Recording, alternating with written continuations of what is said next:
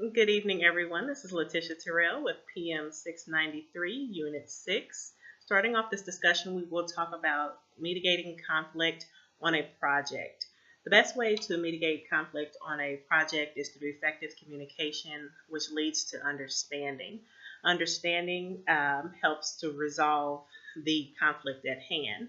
Some of the common terms used in the contract on a project that sometimes are misunderstood is a breach of contract, damages and remedies, and complex licensing agreements. A contract breach is any contract obligation that is not met. Damages and remedies on a contract are compensation for causing loss incurred by a breach of contract. And then a complex licensing agreement is a legal contract involving many different and complex parts that a lessor allows a lessee to use under an agreement.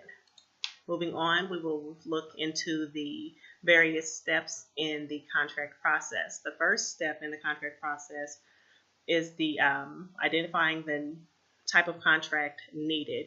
Usually what occurs during this step is the choice between the fixed price contract, the time and materials contract, or a cost reimbursement contract that fits best with the vendor or supplier you're contracting with. The second step is the buyer drafts a standard agreement that is written in clear language and intended to treat both parties fairly.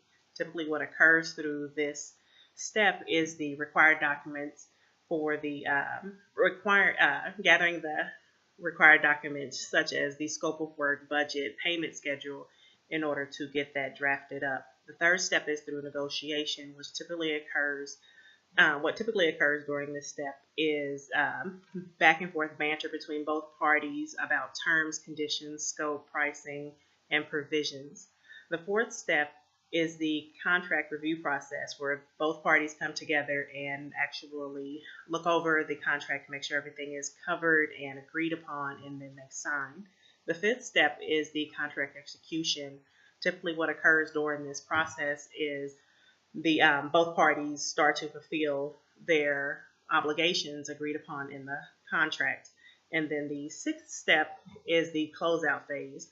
The closeout phase, what usually occurs during this stage is the services or products are validated. Financial closure is gained where both all finances are paid, and then the formal sign-off of the contract. Moving on to the complexity in the contracting process.